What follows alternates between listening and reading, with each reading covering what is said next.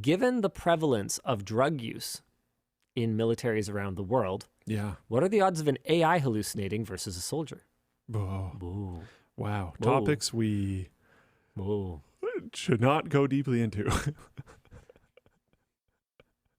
But is valid. Not entirely wrong.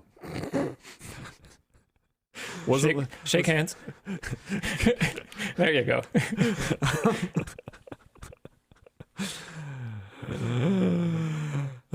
Hit us again, Danny.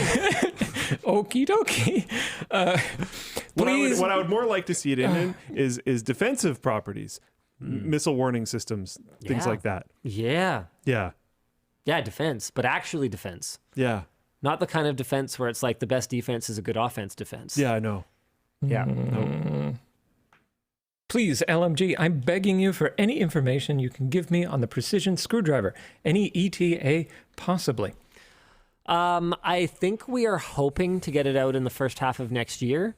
As for the information, right now we're still waiting on molding for the bit holder that goes inside the handle. I think there are some stretch target functionalities that we would have liked to have that we're still kind of torn on. So if we were to try for some new functions, that might delay it. I think that'll pretty much come down to whether or not we decide to launch alongside bits.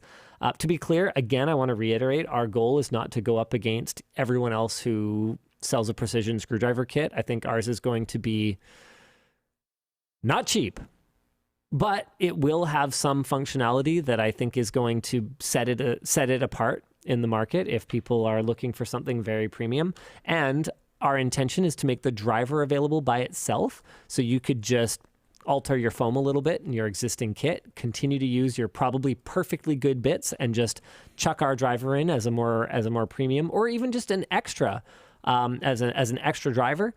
What I suspect is that we should have no problem hitting that target, but if you're hoping to have something to have under the Christmas tree, that's not happening. What technology would you like to see in motorcycle helmets or bikes themselves? I'd like to see better heads-up displays in visors.